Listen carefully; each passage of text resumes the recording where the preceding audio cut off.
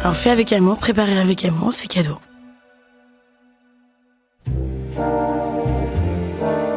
Au milieu de tous les déséquilibres qui pullulent encore aujourd'hui dans les dynamiques hétéros, il y en a un qui m'a toujours un peu scotché. Je trouve que, très souvent, dans les couples hétérosexuels, la meuf est bien plus belle que le mec. Ça peut paraître un peu rude dit comme ça, mais regardez autour de vous. Je suis sûre que ça vous sautera aux yeux à vous aussi. À première vue, on pourrait se dire, c'est pas grave. C'est même une bonne chose que la beauté plastique, dont les codes varient bien sûr selon les époques et les dictates du moment, c'est bien que ça soit pas l'unique élément qui fasse naître du désir et de l'attirance entre deux personnes. Mais en fait, cette dissymétrie n'est pas une coïncidence. C'est le fruit d'une construction sociale très ancrée. La répartition binaire est très stricte des rôles de séduction entre hommes et femmes. Alors que les hommes apprennent à sexualiser les femmes et à les voir comme des corps objets de leur désir, à l'inverse, les femmes sont poussées à se rendre désirables pour les yeux des hommes et pas tellement à regarder les corps masculins en eux-mêmes, encore moins pour les érotiser. Enfin, sauf pour les hommes noirs ou arabes qui sont très exposés à la fétichisation sexuelle, mais ça, on en reparlera dans un autre épisode. Je ne parle pas non plus du cas des relations gays où les codes de séduction et d'érotisme ont leur propre spécificité. Ici, on va parler des hommes hétéros ou bi qui ne se posent pas tellement la question de ce qui les fait se sentir sexy physiquement sous les yeux d'une femme. Chers auditeurs, soyez honnêtes avec moi. Est-ce que ça vous arrive souvent de vous faire mater par une femme, par une inconnue par exemple ? Et j'irai encore plus loin, qu'est-ce que ça vous fait ? Est-ce que vous aimez ça ? Est-ce que ça vous flatte ? Ou ça vous gêne ? Est-ce que vous êtes un peu pudique ? C'est de ça dont on va parler dans cet épisode. Pourquoi le regard des femmes sur le corps des hommes ne va pas du tout de soi ? Et qu'est-ce que ça changerait si on inversait cette tendance ? Je m'appelle Naomi Titi et vous écoutez Les Couilles sur la table, le podcast où on explore les masculinités créées par Victoire Tuaillon. Pour parler regard et image, il n'y a pas meilleure période que celle-ci. Le 12 mai dernier s'est ouvert la 79e édition du Festival de Cannes, l'un des plus grands festivals de cinéma au monde. Moi, j'adore ça, le cinéma. Alors comme chaque année, je vais suivre Cannes à distance avec une grosse FOMO. J'écouterai les reviews des critiques pour déceler ce que les films de cette édition racontent de l'évolution des regards à l'écran. Depuis quelque temps, le male gaze, le regard masculin, est largement remis en cause dans les représentations, que ce soit au cinéma, dans les séries et même au-delà. Ce concept, théorisé en 1975 par la critique états-unienne Laura Mulvey, désigne le point de vue dominant et sexiste emprunté dans la majorité des représentations visuelles. Le regard d'un homme hétéro, sujet, qui désire et regarde les femmes comme des objets, des corps sans esprit, ni volonté propre, découpés par la caméra.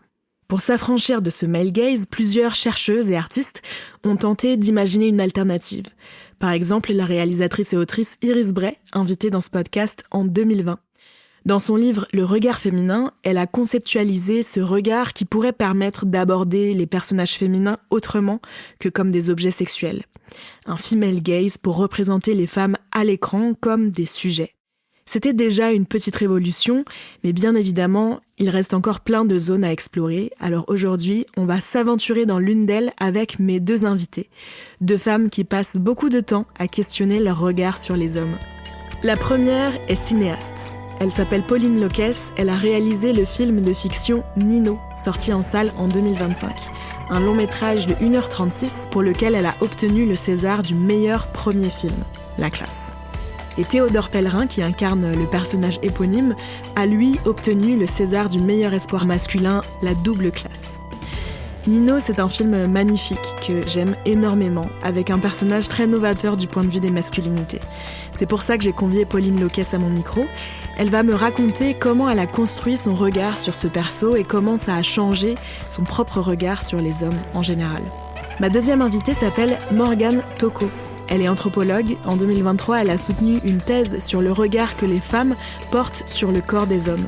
Cette thèse vient d'être adaptée dans un court essai très accessible, publié aux éditions du Détour sous le titre « Moi aussi, je te regarde ». Elle est également photographe. Elle fait partie du collectif Lusted Men, qui rassemble depuis 2019 des photographies érotiques d'hommes. Ça a donné d'ailleurs un livre paru en octobre 2024 aux éditions Gallimard. Pour commencer, j'ai demandé à Morgane Tocco pourquoi le regard érotique des femmes sur les hommes est un angle mort. Pourquoi elle s'est dit qu'il y avait quelque chose à creuser de ce côté-là. Quand on parle de la beauté et du désir, on parle presque systématiquement des corps de femmes. Parfois, ce biais de genre n'est même pas explicité, comme si ça allait de soi, que parler de beauté et de désir, c'était parler de corps de femmes, et du coup, que parler de regard, c'était parler des regards d'hommes. En fait, quand je me suis intéressée à ce sujet-là, je me suis auto-nourrie d'une forme d'agacement en me disant mais comment c'est possible que ce sujet qui concerne presque la moitié de la population, puisque les femmes correspondent à la moitié de la population, les femmes hétérosexuelles un petit peu moins, mais quand même c'est une grande partie des personnes, comment se fait-il que leur regard, leur perception, leur désir ne soient pas questionnés? Et donc je suis partie en fait à la recherche de ces regards et ces désirs. C'est une zone d'ombre énorme. Je précise que en fait ce qui est intéressant quand on pense à des corps d'hommes érotisés, c'est plutôt des corps d'hommes homosexuels en fait. Il y a pas mal de films, même de pornographie par exemple, d'imagerie érotique gay. D'ailleurs, ça m'amuse toujours de me rendre compte que beaucoup de femmes hétérosexuelles regardent du porno gay par exemple, alors qu'elles sont pas du tout intéressées par le porno hétéro normé. C'est ça, en effet, que j'ai compris en lisant ton travail, c'est de me dire, en fait, on n'a pas trop une culture visuelle érotique, masculine, dans un regard hétérosexuel. Pour moi, ça porte pas seulement sur la question du désir, c'est beaucoup plus large que ça, et c'est vraiment ce que j'ai vu dans ton film, Pauline, quand je l'ai vu. Est-ce que tu peux nous raconter brièvement, pour les gens qui ne l'auraient pas vu, de quoi ça parle, Nino ? Alors Nino, c'est l'histoire d'un jeune homme qui, à la veille de ses 29 ans, apprend qu'il a un cancer de la gorge et qui va devoir commencer une chimiothérapie quelques jours plus tard. Et le film le suit pendant ce week-end-là d'errance à Paris, où il va chercher quelqu'un pour l'accompagner à sa première séance. Donc c'est vraiment un portrait, c'est vraiment une errance et c'est, un portrait de jeune homme.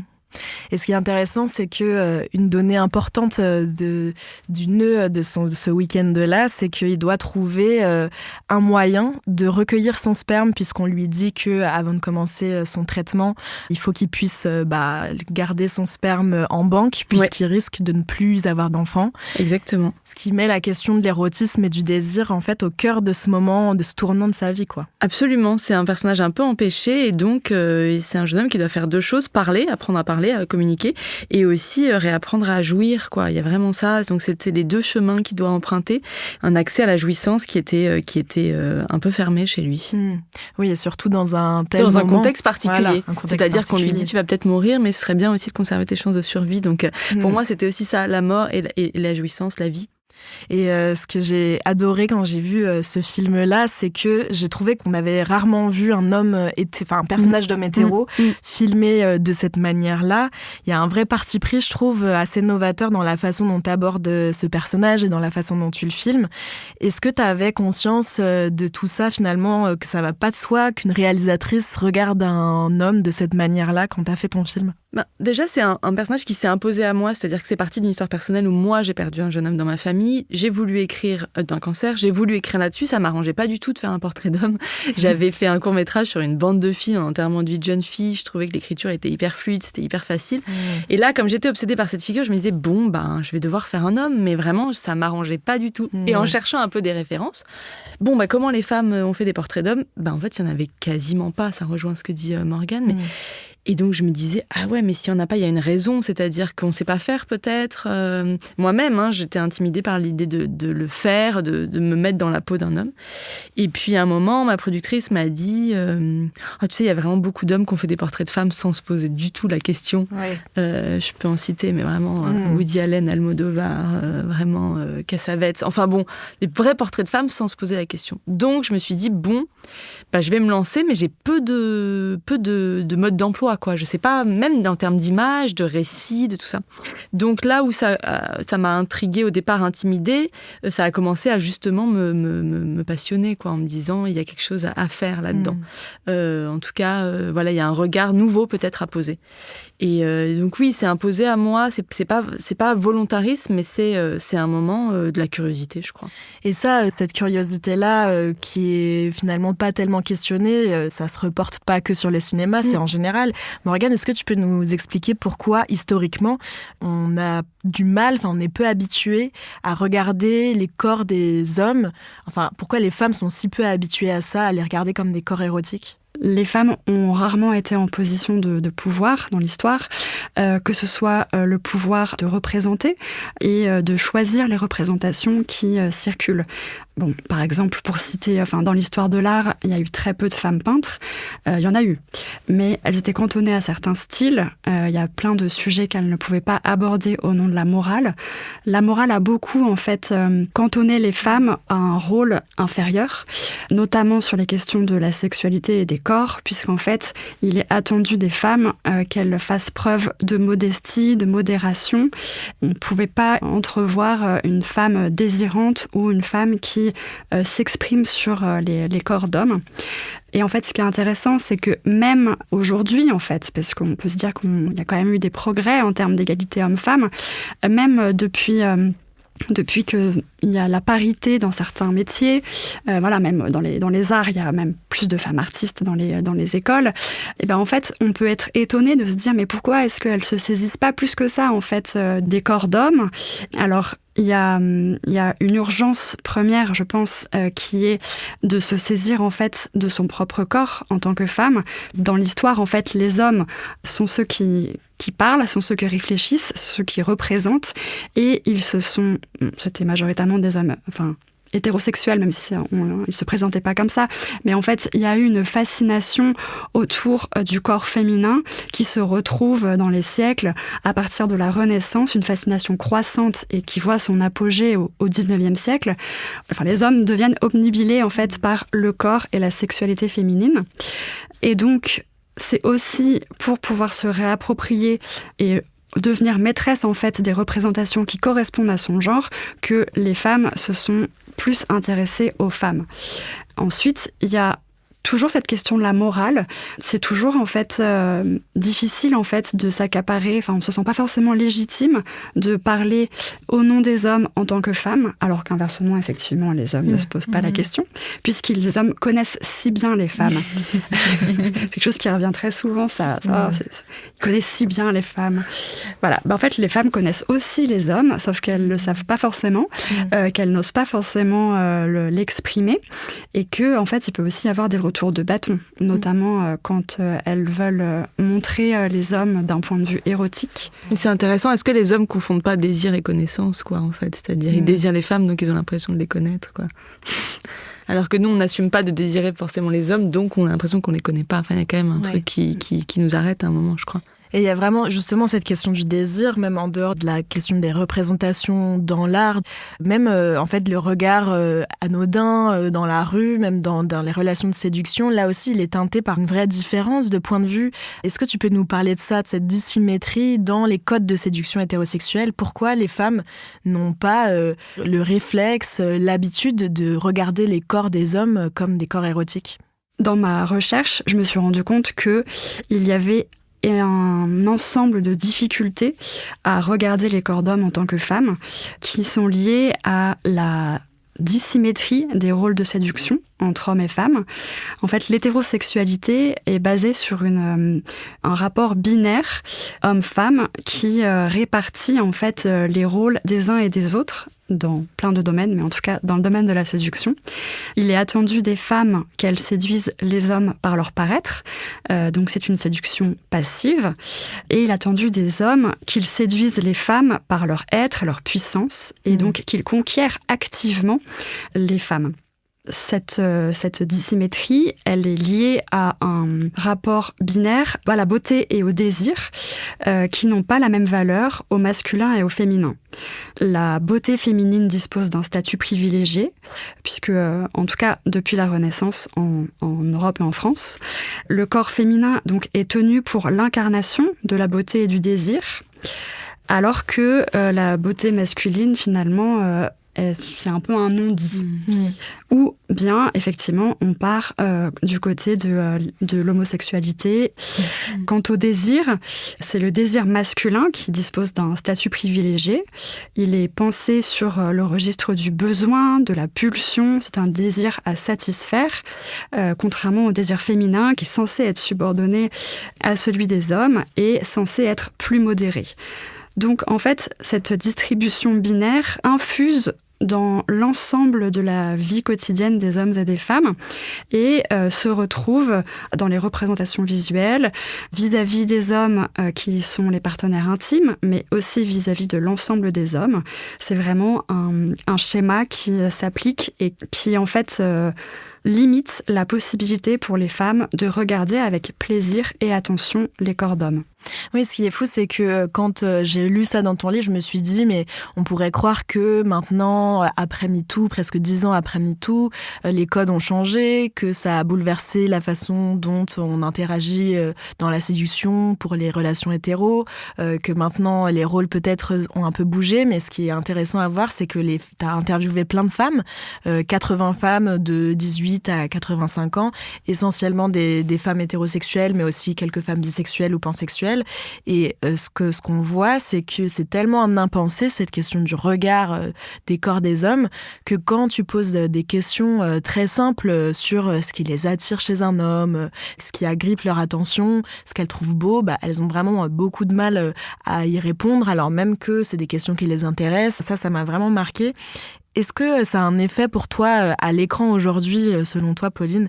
Est-ce que c'est quelque chose justement que tu as voulu éviter, cette dissymétrie dans les rapports de séduction et qui se retrouve finalement dans n'importe quelle interaction entre les hommes et les femmes ? Ouais, je crois en fait en écoutant Morgane, moi j'ai eu l'impression de regarder Théodore avec comme un homme regarde une femme. Enfin bon, donc c'est intéressant. Je me suis dit, ah oui, c'était mon premier long métrage en plus, donc j'ai découvert qu'il y avait vraiment du désir en tout cas et qui était, quand il s'agit de regarder, en plus c'est un film aussi sur le corps, la maladie, mais aussi la sensualité. Je me suis intéressée d'abord à l'écriture, à son intériorité, et puis au moment du tournage, à vraiment sa sensualité, sa voix, enfin bon, mais peut-être que c'est un espace aussi pour moi que je me suis créé, qui est plus difficile dans la vie en fait. En tout cas, là j'avais la liberté de m'attacher à vraiment des choses que je trouvais très sensuelles, très désirables chez lui, en espérant les faire passer à travers l'écran pour que les gens le ressentent de la même façon. Mais voilà, je me dis en t'écoutant, peut-être que c'est un espace, en tout cas safe pour moi là, que je me suis créé pour pouvoir ressentir ça, en fait. Oui, et ce qui est intéressant, c'est qu'il a fallu le créer, cet espace, oui, parce que ça n'allait pas du tout de soi, quoi. Ça n'allait pas de soi. Après, j'ai pas eu des limites. Je pense que ce qui s'est passé, c'est qu'on était dans une relation tellement amicale, saine avec Théodore, que c'était aussi possible de jouer avec ces codes-là sans que ce soit dangereux, qu'il y ait des choses de domination, qu'il y ait des choses de jugement et tout ça. En tout cas, oui, il fallait créer, mais c'était intuitif. Et en fait, c'est pour ça que c'est intéressant, parce que si on laisse la liberté, finalement, intuitivement, elle vient, en fait, ces choses-là de désir viennent sans être entravées. Tu viens de dire que tu te sentais un peu comme un homme, oui, à regarder cet homme.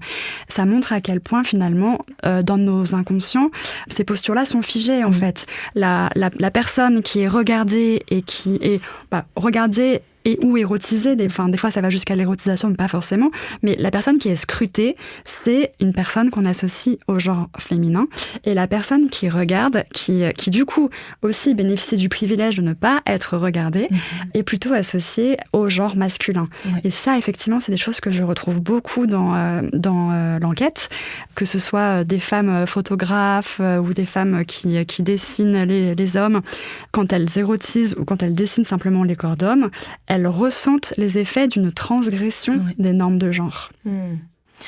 Et justement, quand tu leur poses des questions très précises, t'as parlé du fait de te poser la question de qu'est-ce que tu trouvais beau et sensuel en filmant ton personnage. Toi, Morgane, t'as posé ces questions-là à tes enquêtés. Tu leur as demandé vraiment très concrètement qu'est-ce qui les attire chez un corps d'homme. Et un truc qui m'a marqué, c'est que finalement, la beauté, l'esthétique, c'est pas un critère qui est très important pour elles. Comment ça se fait, ça ? Oui, c'était une des premières surprises de ma recherche. Oui, j'allais voir ces femmes et je leur demandais de parler des corps d'hommes qui leur plaisent, des hommes qu'elles trouvent beaux. Et en fait, je me suis rendu compte que elles avaient beaucoup à dire sur la question de la séduction parce qu'elles y avaient beaucoup réfléchi. Et j'ai essayé de théoriser un petit peu, de prendre vraiment au sérieux perception, leur discours autour des questions de beauté et d'attirance. Et en fait, il en ressort une multiplicité de formes d'attirance. Déjà, effectivement, il y en a beaucoup qui me disent la beauté, c'est pas l'attirance. C'est deux choses différentes. Et à partir de ce constat vraiment qui revenait de façon très régulière, j'ai essayé du coup de creuser un petit peu, mais qu'est-ce qu'elles entendent par beauté, qu'est-ce qu'elles entendent par attirance. Déjà, le problème du terme beauté, c'est que, comme je l'ai dit tout à l'heure, c'est un terme qui est associé à la féminité. Donc, c'est vrai qu'on a du mal à parler de beauté masculine. Bien sûr, tout le monde, on va dire, a déjà dit cet homme est beau. Mais c'est moins systématique, en fait, que de l'associer au corps de femme. Et donc, on se rend compte qu'il y a des précautions prises pour parler de la beauté des hommes. Parler de la beauté des hommes, ce serait parler d'un archétype, d'un idéal esthétique. Et l'idéal esthétique masculin aujourd'hui en vigueur ne produit pas forcément un sentiment d'attirance auprès des femmes que j'ai rencontrées. Elles ont tendance à voir le corps dans sa pluralité. En fait, elle voit la personne avec le corps. Elle ne voit pas la plastique toute seule. Donc, elles me disent pratiquement toutes, il ne suffit pas d'être beau, donc de répondre aux critères esthétiques en vigueur, mais il faut avoir une personnalité agréable, des valeurs, la façon d'être, et aussi toute la dimension sensuelle, la façon dont le corps bouge, la voix, la façon dont la personne interagit avec soi, l'odeur. C'est tout ça, l'attirance, et c'est pas, c'est un ensemble, c'est pas seulement un corps. Et ce qui est intéressant, parce que finalement, toi, ta question à la base, c'était vraiment qu'est-ce qui t'attire corporellement chez un corps vraiment, on va dire au premier regard. Et ce qui m'a amusé, c'est qu'il y a une de tes enquêtées qui est bisexuelle qui répond qu'elle a beaucoup plus de facilité à nommer des choses précises sur ce qu'elle préfère dans un corps de femme que ce qu'elle préfère chez un corps d'homme. Donc ça montre vraiment qu'il y a quelque chose qui est vraiment vécu différemment, construit différemment.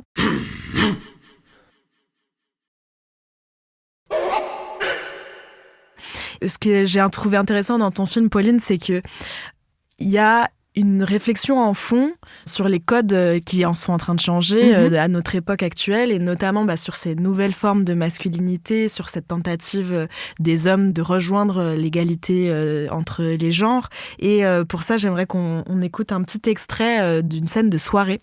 Pour le restituer, c'est un moment où donc Nino, c'est je crois le lendemain où il vient d'apprendre qu'il est malade, et il essaye de l'annoncer à ses proches, il n'y arrive pas trop, et il va fêter son anniversaire chez son amie Sofiane, si je me souviens bien, qui lui fait une fête surprise avec plein de gens. J'ai l'impression c'est assez marrant parce qu'on dirait qu'il connaît pas grand monde dans sa propre fête d'anniversaire, donc ça fait un décalage comique très très chouette. Et donc on va écouter un extrait, puis après on en discutera.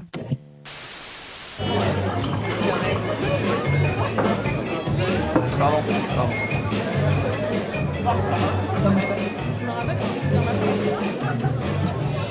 J'adore ton t-shirt, il est très très très beau. Merci. Tu sais, faire un compliment à une femme, c'est comme une validation en fait. Ça a toujours à voir avec une forme de domination masculine, tu vois. Ouais, c'est vrai, j'avoue, je me rendais pas compte. T'as raison. Désolé. Moi j'ai une idée depuis un moment. Je crois qu'il faudrait que les hommes organisent une nuit du 4 août, où les mecs renonceraient à leurs privilèges comme vous l'avez fait avec les droits féodaux. Vous voyez ? Le 4 août. Et après, ça pourrait être suivi d'une sorte de manifestation où on brûlerait les billets. Enfin, les billets qui représenteraient l'argent que vous gagnez en plus que les femmes pour les mêmes postes, alors que vous bossez pas plus, quoi. Ouais, ça c'est une très très bonne idée ça. Moi j'avoue, je suis très très chaud pour le faire. C'est vrai ? Ouais. T'es chaud toi ? Ouais, je suis chaud. Mais c'est bizarre de les brûler, non? Pourquoi c'est bizarre ? C'est pas mieux de les donner à une asso ou un truc comme ça? C'est un peu pour le symbole. Oui, voilà, c'est symbolique, c'est comme un acte révolutionnaire, tu vois, c'est un acte violent qui est percutant, tu vois, c'est une espèce de geste romantique comme ça qui est... Voilà. Enfin, c'est pas en filant d'argent à des assos que tu vas changer la société, quoi. Enfin, en même temps, il faut l'excuser, il est pas du genre passionné, Toi, t'es du genre passionné? Ouais. Alors là, ce que j'aime beaucoup dans cette scène, c'est que y a cette question du regard, donc du compliment de l'apparence physique qui survient, qui vient du personnage de Sofiane, qui en fait essaye de draguer Chloé, qui est sa collègue de travail, sur qui il a un petit crush. Donc il essaye d'avoir une petite approche envers elle. Et immédiatement, il y a la question de l'égalité qui ressort. Oui. Donc ça montre bien qu'il y a un lien direct entre qui regarde qui et quel rapport de force ça crée. Derrière, en fond, on entend Nino qui se moque un peu de son pote et qui semble avoir un point de vue un peu différent parce qu'il le voit un peu dire juste ce qu'elle a envie d'entendre, Chloé. Oui. Et ça montre bien en creux que t'as écrit, j'ai l'impression, ce personnage comme un personnage d'homme qui réfléchit de façon pas tonitruante, mais qui réfléchit quand même à sa position en tant que jeune homme dans une société sexiste. Est-ce que tu peux nous raconter un petit peu ça ? Ouais, je pense que un moment, pour les personnages de Sofiane et Nino, sur cette amitié-là, c'est celle qui m'a donné le plus de fil à retordre à l'écriture. Et j'avais peur, je me disais, mais qu'est-ce que disent les garçons entre eux ? On ne sait pas. Souvent, rien, d'ailleurs. Et donc, à un moment, ma productrice toujours m'a dit, mais écris comme si c'était ta meilleure amie et toi. Et en fait, ça a en fait des personnages qui sont entre deux, enfin en tout cas une masculinité peut-être entre deux, très bien portée aussi par William et Théodore, qui ont ça, c'est les acteurs du film qui ont aussi ces masculinités-là. Et donc je me disais, ils sont empêtrés, c'est-à-dire qu'ils ne peuvent pas avoir la méconnaissance voilà, ils sont dans la fin de la vingtaine, du contexte, de MeToo, voilà. Comment faire avec ça pour draguer en respectant et en étant ouvert et en surtout ne brusquant pas, et en même temps, en réécoutant la scène, il y a quand même à la fin une petite tacle entre eux de l'écoute pas, il est pas du genre passionné, parce que toi t'es du genre passionné, comme si être un homme passionné, c'est-à-dire capable de brûler des billets, c'était encore quelque chose qu'il fallait avoir dans sa construction d'homme. Donc il me touchait parce que ces personnages-là, parce que je les trouve empêtrés dans leur connaissance de ce qu'il faut faire, pas faire, et en même temps comment se construire en tant qu'homme en étant désirable, parce que passionné, fort et tout ça, et en même temps à l'écoute et en laissant la place à l'autre. Et donc voilà, surtout le personnage de Sofiane là, dans cette scène, cette tentative d'essayer, puis d'être ah ouais, je me rendais pas compte et tout ça, oui je suis chaud pour faire ce que tu veux, et voilà, il y a quelque chose que je trouve touchant et un petit peu risible à des endroits, quoi. Ouais, en plus ce qui est amusant, c'est que pendant cette scène, donc Chloé, elle est en train de leur mettre du vernis. C'est vrai. Il y a vraiment un peu maintenant la blague des jeunes hommes qui essayent d'être féministes, ils portent du vernis, ils ont une coupe mulet, enfin voilà, c'est un peu le portrait de ce qu'on appelle sur les réseaux sociaux le performative male, qui profiterait un petit peu de ce qui est maintenant vu comme étant désirable et moral chez les hommes par les jeunes femmes féministes, pour essayer de reprendre ces codes-là à leur avantage. Et ce qu'on sent un peu dans la scène, c'est que Sofiane, il essaye un peu de manier ces codes-là à son avantage.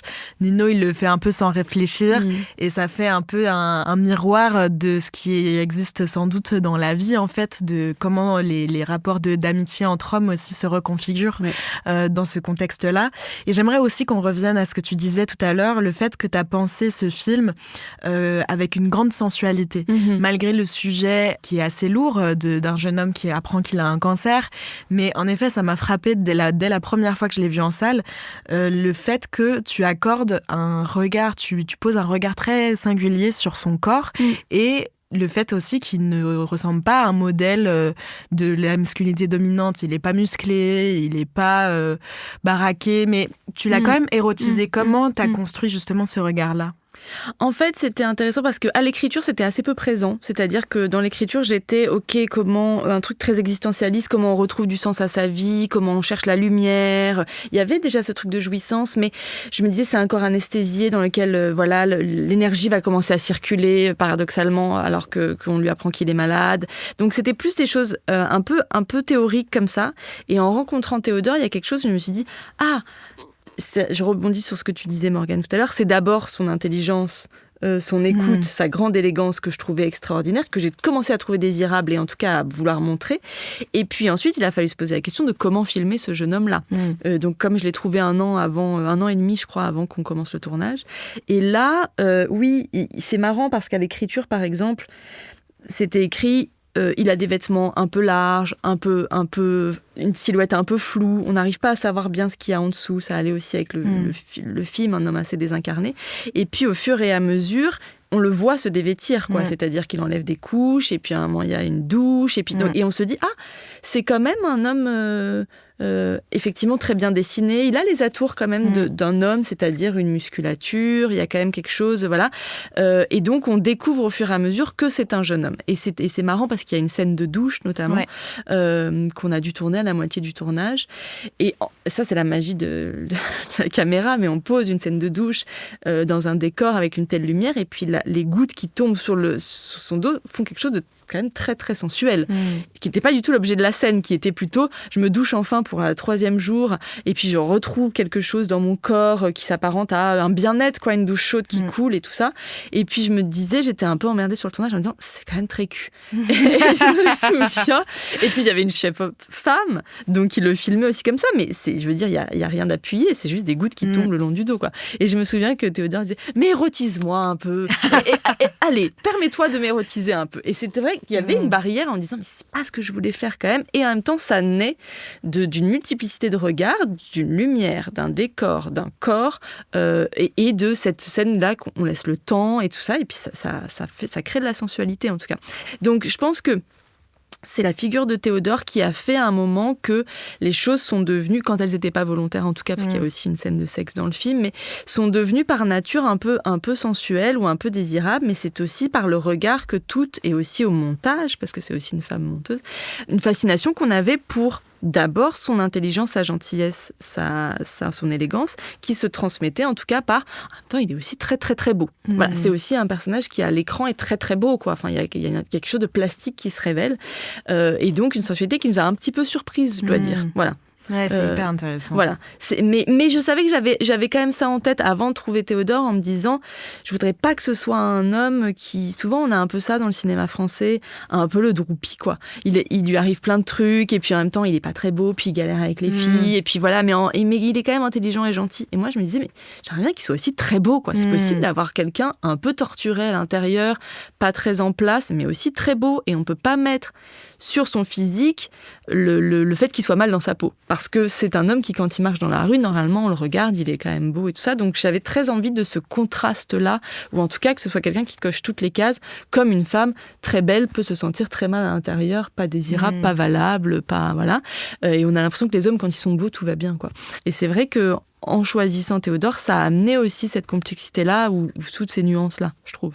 Ouais, je trouve ça hyper intéressant que tu dises que tu as été surprise par la sensualité qui ait pu ressortir. Moi, ça m'a marqué aussi dans cette scène de douche, aussi avec les plans sur son cou, à savoir qu'il a un cancer de la gorge. Donc, en fait, filmer le cou dans ce film, c'est pas du tout anodin. À la fois, ça fait écho à la maladie qu'il vient d'apprendre, et aussi, c'est une partie très érogène du corps. Hein. Ça, pour les hommes et les femmes, c'est un truc assez universel.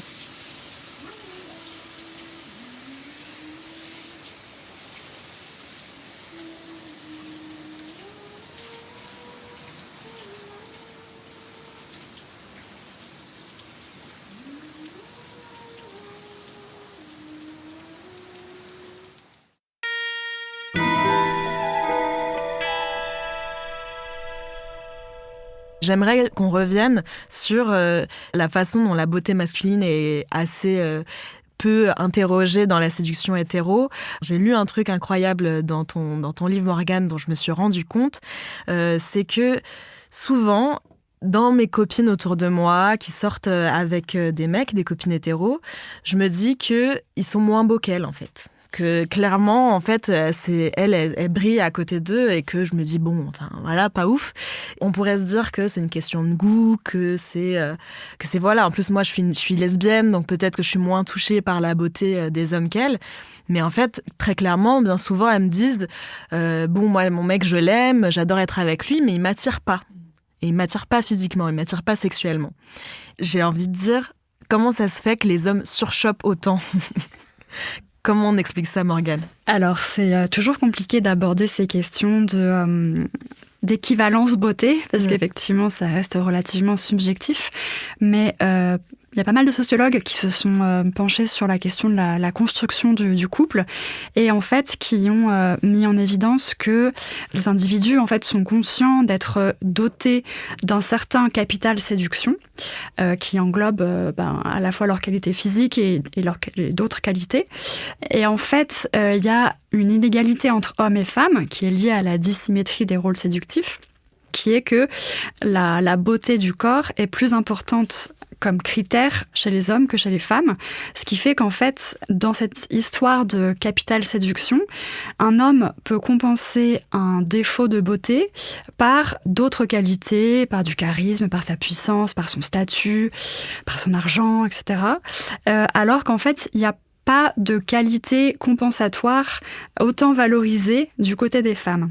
Et selon certains sociologues, les femmes, en fait, ont plus à gagner en relation avec des hommes de statut social élevé. Et en fait, la beauté peut être une façon d'accéder à une promotion sociale. Bon, mais ça, c'était... À l'époque, ça c'était surtout vrai à la fin du XXe, quand on avait moins accédé à cette forme d'égalité, en tout cas en théorie dans laquelle on est aujourd'hui. Et en fait, ça reste une question assez peu débattue aujourd'hui, parce que du coup, ça, c'est des enquêtes qui sont assez anciennes. Et donc, on ne sait pas forcément aujourd'hui pourquoi est-ce que ça se maintient, en fait, cet écart. Mon hypothèse, c'est vraiment que c'est lié au fait qu'il est attendu des femmes qu'elles soient séduisantes, que du coup, c'est ce qui conforte leur féminité, leur appartenance au genre féminin. A contrario, les hommes, en fait, leur apparence physique ne conforte pas leur identité de genre. Au contraire, elle peut même aller à l'encontre de leur identité de genre. Un homme qui prend trop soin de son apparence, même si ça évolue un petit peu, encore aujourd'hui, il peut paraître pour efféminé. Et du coup, en fait, un homme efféminé, dans la hiérarchie des masculinités, c'est pas quelque chose qui est valorisant. Ou métrosexuel, cette expression. Voilà, ou métrosexuel. Tu vas jusqu'à dire que la beauté, le bénéfice de pouvoir être excité à la vue du corps de l'autre reste un privilège masculin. Donc en fait, c'est pas étonnant que ce soit autant répandu que des femmes disent de leur conjoint qu'elles sont pas attirées par lui, même sexuellement, quoi. Alors que j'ai jamais entendu un homme dire ça de sa compagne. Enfin, vraiment jamais. Oui, en fait, ce sont les hommes qui prennent l'initiative la plupart du temps encore dans les démarches de séduction. Les femmes sont placées dans un état d'insécurité corporelle permanent de par leur statut symbolique d'objet de désir et de regard. Et donc en fait, pour l'estime de soi, c'est des fois plus rassurant d'être en couple avec un homme qui ne soit pas particulièrement beau, voire moins beau que soi, plutôt que l'inverse. Parce qu'en fait, il y a beaucoup de femmes que j'ai rencontrées qui m'ont dit « mais moi je pourrais pas être en couple avec un homme trop beau parce que moi je suis pas assez bien ». Et donc ça, quelle que soit l'apparence physique des femmes, elles le disent toutes, parce que justement, les femmes sont dans cette insécurité physique permanente. Oui, en fait, ça leur renvoie en boomerang à quoi elles ressemblent, elles, en fait. Exactement. Et en fait, il y a un peu l'idée que plus les hommes sont beaux, plus ils sont exigeants en termes d'apparence physique vis-à-vis de leur partenaire. Et donc, que si jamais les femmes visent des hommes moins beaux, elles pourront un peu être rassurées sur le fait qu'elles lui plaisent. Donc en fait, c'est tellement important pour beaucoup de femmes d'être sûres en fait de plaire à leur partenaire qu'il y en a qui peuvent faire l'impasse sur le fait d'être elles-mêmes séduites par les hommes. Et effectivement, parmi les femmes que j'ai rencontrées, il y a un peu plus de la moitié d'entre elles qui me disent qu'elles n'ont pas été séduites par l'apparence physique de leur conjoint au premier regard. Alors qu'à l'inverse, les conjoints, eux, étaient séduits par leur apparence. Et donc, comme c'est les hommes qui prennent l'initiative, et comme c'est la validation par les hommes qui compte le plus par rapport au physique, effectivement, ça crée ces déséquilibres.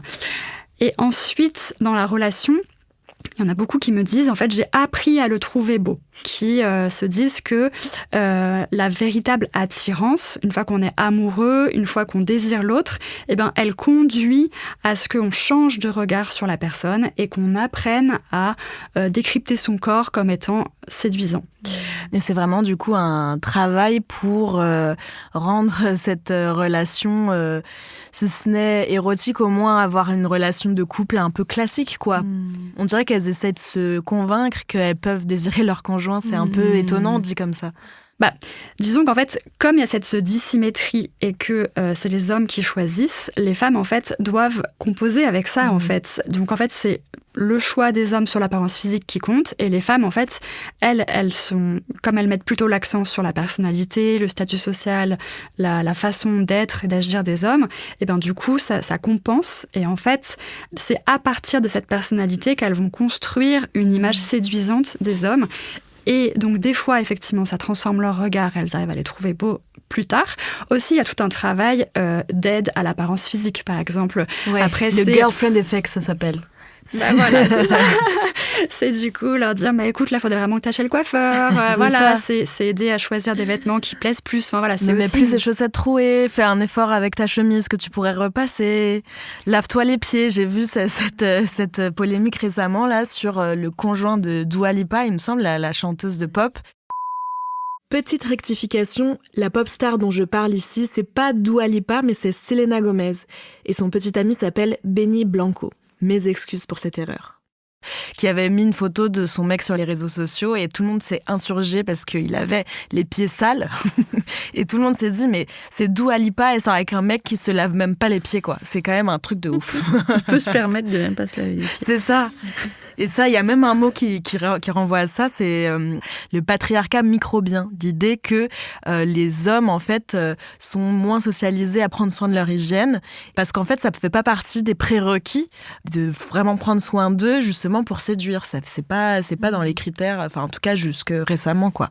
Mais pour rebondir sur ce que tu disais sur pourquoi est-ce que aussi tu vois des fois que les femmes sont, entre guillemets, plus belles que les hommes dans les couples, mais c'est aussi parce qu'elles prennent plus soin d'elles. Et ça, c'est vrai que c'est quelque chose qui ressorte beaucoup. Il y a beaucoup de femmes que j'ai rencontrées qui reprochent aux hommes de ne pas prendre soin d'eux, ou bien de ne pas prendre soin d'eux sur le long terme. Et c'est pas forcément... Parce qu'il y a une limite un petit peu délicate à trouver, parce qu'en fait, aussi, en général, quand les hommes prennent trop soin d'eux, il y en a beaucoup qui ne trouvent plus ça séduisant. Il y en a certaines qui apprécient, mais sinon, ça peut devenir repoussoir. Mais sur l'hygiène, effectivement, il y a des femmes qui reprochent aux hommes de ne pas être assez propres, en fait. Et donc, on en est vraiment à là. Et ça, notamment tout au long de la relation, en fait. Il y a des femmes qui reprochent aux hommes de s'être laissées aller au fil de la relation, alors qu'elles ont toujours en tête de rester séduisantes tout au long de la relation. En fait, il y a aussi un sentiment d'injustice, parce qu'elles se disent qu'elles travaillent dur elles-mêmes pour être séduisantes, mais qu'en retour, eux, ne font pas ce travail-là. Oui, tu dis des choses, tu rapportes les mots de femmes plus âgées dans ton échantillon d'enquêtées qui racontent qu'elles trouvent ça injuste parce que elles sont marquées d'un stigmate social qui marque toutes les femmes qui vieillissent, où il y a ce dicton horrible, les hommes vieillissent comme du vin et les femmes comme du lait. Alors que, en fait, ce que tu racontes dans ton livre, c'est que finalement, les femmes qui vieillissent redoublent d'exercices autour du maintien d'elles-mêmes, alors que les hommes vieillissent moins bien, puisque, comme tu dis, ils se laissent aller, et ça creuse encore le déséquilibre. Et ça se voit aussi beaucoup dans le milieu du cinéma. Je pense aux cas très fréquents de réalisateurs qui sortent avec leurs vedettes actrices. Oui. Par exemple, je vais citer quelques grands couples comme Jean-Luc Godard et Anna Karina, Tim Burton et Helena Bonham Carter, Luc Besson qui s'est marié avec Mai Wen quand elle avait 16 ans, avant de la quitter pour l'actrice Mila Jovovich, qui a après été accusée de viol par l'actrice Sand Van Roy. Il a été accusé aussi par d'autres femmes de violences sexistes et sexuelles. Mais en tout cas, dans tous les cas, même quand il n'y a pas de cas aussi graves, il y a plein d'exemples d'actrices magnifiques, souvent plus jeunes, qui sont en couple avec des hommes réalisateurs plus beaux, plus vieux, et nettement moins beaux par rapport à tout le travail esthétique que mettent en place les actrices. Comment tu l'expliques, toi, de ton point de vue de cinéaste? Pourquoi les réalisateurs surchopent autant? C'est ma question. En fait, c'est quelque chose dont je me suis rendu compte en faisant Nino, c'est-à-dire que... l'endroit de tournage d'un film est quand même, c'est certainement pas le cas pour tous les réalisateurs et réalisatrices, mais il y a un endroit de fascination quand même et de captation de quelque chose. C'est-à-dire qu'on est là avec tout pouvoir sur une personne, de comment la filmer. Les acteurs et les actrices sont habitués à se mettre dans cet état de vulnérabilité et de disponibilité. Donc je me suis dit, ok, je vois qu'effectivement, pendant l'écriture, une fois qu'on a trouvé nos acteurs, le tournage, le montage, il y a une obsession pour l'acteur ou l'actrice qui joue, bon, en l'occurrence, moi, c'était pour Théodore, de comment faire pour le rendre le plus beau possible, mais qui n'est pas la beauté dont on parle plastique, mais le plus séduisant. Comment est-ce qu'on va faire pour que, surtout sur un film portrait, on ne lâche pas comme ça, pour que les gens soient captivés, soient presque obnubilés par lui pendant 1h30. Donc il y a cette chose-là de faire tout pour que la personne en face soit la plus belle, magnétique, captivante possible. Et je me suis dit, ah oui, d'accord, c'est vrai que quand c'était des réalisateurs de 50 piges avec des jeunes de 20 ans, on peut confondre. On peut confondre les sentiments, c'est-à-dire que comme ça devient toute sa vie pendant... Voilà, on peut penser qu'on est amoureux. Et on peut penser que du coup, comme on est dans cette relation-là, elle de disponibilité, lui de... Tu vas voir de quoi ce que je vais faire de toi, c'est-à-dire te magnifier et tout ça. Les limites sont à la fin de la journée de tournage. Comment faire la part des choses. Il s'avère que moi, je suis une femme mariée avec 2 enfants et que notre relation... Tout le désir qui existe et la libido qui existe parce qu'elle existe est contenu dans l'objet artistique de la journée de tournage, presque du action et du coupé. Mais je me suis dit, ah oui, ces hommes-là ont confondu en fait, ont confondu l'amour, le désir qui traverse comme ça un plateau de tournage, et à la fin de la journée, ils ont dû envoyer des petits messages, tenter des petites choses, continuer ce qui se passe sur un plateau de tournage. Et les deux sont un peu complices, c'est-à-dire qu'il faudrait poser la question à des actrices et à des acteurs, mais ils sont aussi habitués à se mettre dans cette position-là, d'être très regardés, très désirés, de faire tout pour que la personne qui les regarde soit content. C'est-à-dire que moi, souvent, les acteurs me disent, après une prise, hop, mon regard se lève vers mon réalisateur et ma réalisatrice pour dire « T'aimes bien, c'est bien, je te plais là comme ça ». Il y a comme ça quelque chose de séduction très très fort qui peut être utilisé à très bon escient. Faut pas le renier, je pense que voilà, ça existe. C'est quand même quelqu'un qui pose sa caméra et qui regarde, donc ça existe. Mais ça peut aussi traverser les limites, les frontières, et puis ça peut mener à des situations qui sont, on croit qu'on est amoureux, et puis peut-être l'était-il d'ailleurs, mais et voilà. Et comme c'était beaucoup des hommes qui faisaient le cinéma, beaucoup des hommes plus vieux, et fascinés par quoi? La beauté et la jeunesse, ça a créé ces duos-là en fait. Je pense ça évolue aujourd'hui. Mais je pense pas qu'il faille se dire, en tout cas en tant que femme, nous on fait du cinéma en tant que femme, donc on n'est pas du tout dans ces rapports-là entre les gens, entre l'acteur et la réalisatrice. Je pense qu'ils existent. En revanche, on n'en fait pas exactement la même chose. C'est ça, en fait, cette question des limites en dehors de ce contexte-là de tournage, je trouve ça hyper intéressant.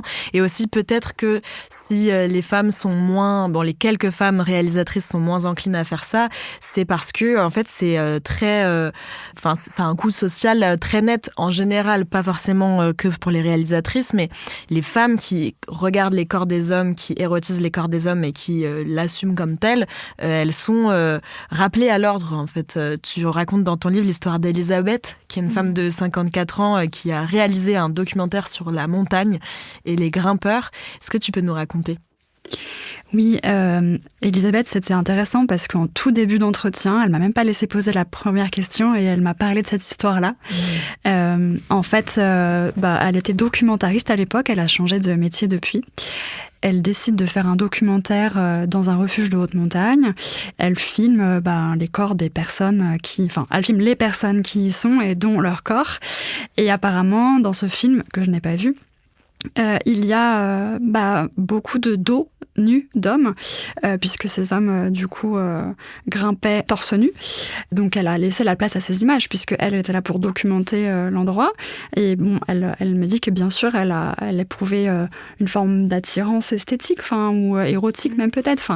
Évidemment, en fait, et c'est bien que tu en parles, Pauline, je pense que c'est important de lever le tabou, que oui, en fait, on peut être traversé par des rapports de séduction, on peut éprouver des formes d'attirance très diverses, et c'est pas grave.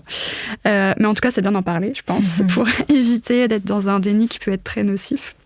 Donc Elisabeth filme ses corps et en fait elle me raconte que lors de la présentation de ce film, elle se retrouve au sein d'une conversation très désagréable avec plusieurs hommes plus âgés qu'elle qui lui dit « Ah, donc c'est toi qui as fait ce film ?» Alors déjà, elle me dit « Je les connaissais pas, donc ils m'ont tutoyé, j'ai pas apprécié. » Et déjà, c'était la question, c'était « Pourquoi est-ce que tu as fait ce film ?» Donc elle a répondu « Parce que j'aime bien la montagne. » Et là, quelqu'un dit « Oui, bon, avoue, t'aimes surtout les grimpeurs. » Et en fait, elle m'explique qu'elle a été très gênée par cette réflexion, que sur le coup, elle n'a pas osé réagir, mais qu'elle s'est dit après coup, mais c'est pas possible en fait.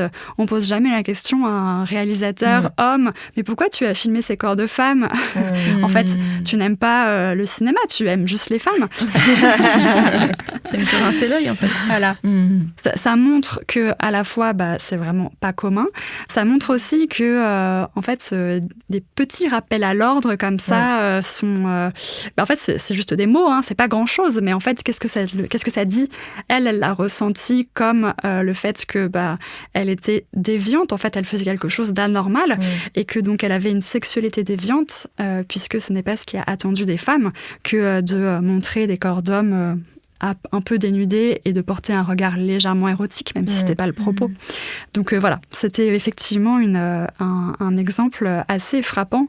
Ce que j'ai pu remarquer au sein de l'enquête, c'est qu'à partir du moment où on exprime ouvertement qu'on apprécie regarder le corps d'un homme en tant que femme, on s'affiche en tant que femme désirante. Et c'est mal vu. Et ça amoindrit aussi notre capacité professionnelle. C'est comme si on disait, tu n'es pas crédible parce que tout ce que tu as voulu faire, c'est trincer l'œil. Enfin, il y a un peu ça. Et moi, je sais qu'il y a eu un moment, une projection. Avant Cannes, on montre le film aux partenaires. Et il y a un des partenaires, un homme plus âgé, hétérosexuel, qui sort de la projection en croisant les bras, en disant « Ouais, moi, je sens un peu trop la réalisatrice fascinée par la beauté de son acteur. » Et je dis « Et c'est un problème ?» Parce que quand même. Et donc, je pense que c'est joué chez lui une forme déjà de jalousie, de pourquoi est-ce qu'il est aussi beau et tout ça. Mais pour rejoindre ce que tu dis, je pense pas qu'on dirait à un homme. Jamais. T'es un peu trop fasciné par, par Anna, par machin. Et donc, il résumait 5 ans de travail. Et j'espère que le film n'est pas que ça, parce qu'on parle beaucoup de ça, mais dans Nino, il y a quand même plein d'autres choses. Et je me disais, le premier truc qu'il a à dire, c'est que ça l'embête que moi, en tant que femme cinéaste, j'ai été trop fascinée par la beauté de l'acteur. Et donc, il y a une dévalorisation aussi de tout ce que j'ai voulu penser, réfléchir sur ce chemin, qui est en plus un chemin de vie et de mort et tout ça pour ce jeune homme-là. Et donc, je me souviens, il dit, et c'est un problème. Oui. Oui, en fait, ça montre à quel point c'est pas commun d'assumer ce point de vue et de creuser ce regard-là. Et c'est sans doute une des raisons pour lesquelles les femmes n'osent pas forcément creuser ce regard érotique sur les corps d'hommes. C'était la première partie de ma conversation avec la réalisatrice Pauline Loquès et l'anthropologue Morgane Tocco. Dans la seconde partie, on va passer à la pratique et on va voir comment chacune a construit son propre regard érotique sur les hommes. Pauline Loquès va nous raconter les secrets de fabrication de la scène érotique de son film Nino. Je vais prendre de la sensualité de ce que moi j'imaginais être ce qu'il faut faire pour regarder un homme. Morgane Tocco, elle, racontera comment elle a transposé tout ce qu'elle a appris au cours de sa thèse dans son propre travail de photographie érotique. Il y en a qui le font parce que eux-mêmes n'arrivent pas à savoir ce qui est beau chez eux. Et bien sûr, elles vous donneront des pistes pour mettre tout ça en application dans votre propre vie quotidienne. La deuxième partie sera en ligne le jeudi 21 mai. N'oubliez pas de vous abonner au podcast et d'activer les notifications pour être averti de la sortie. En attendant, vous avez tout le temps pour regarder Nino, le film réalisé par Pauline Loquès, disponible en VOD, et vous procurer le livre de Morgane Tocco, Moi aussi, je te regarde, sorti en février 2026 aux éditions du Détour. Ces 2 références et toutes les autres qu'on a citées dans l'épisode sont à retrouver dans la description avec les noms de toutes les personnes avec qui j'ai travaillé pour le fabriquer. Octave Bautier à la prise de son et la réalisation, Charlotte Bex à la production, Aude Miquel à l'édition, Lilou Delclit à la communication, Thomas Rozek à la rédaction en chef, Alban Philly à la direction de prod et Sophie Marchand à la direction de contenu. Moi, je m'appelle Naomi Titi, j'ai préparé, mené et monté cet entretien et je m'occupe de l'incarnation et la supervision éditoriale des Couilles sur la table, le podcast sur les masculinités créé par Victoire Tuaillon et produit par Binge, une marque Urbania. Merci à toute l'équipe et merci à vous. Si cette première partie vous a plu d'ailleurs, vous pouvez la partager bien sûr autour de vous, à vos mecs, à vos potes, sur les réseaux sociaux. Mettez-nous des commentaires doux et enflammés. Si vous souhaitez nous écrire directement, vous pouvez aussi le faire à l'adresse suivante, lescouillessurlatable@binge.audio. Merci infiniment de m'avoir écouté jusqu'ici. Je vous donne rendez-vous dès la semaine prochaine pour écouter la suite. Alors à très vite dans Les Couilles sur la table.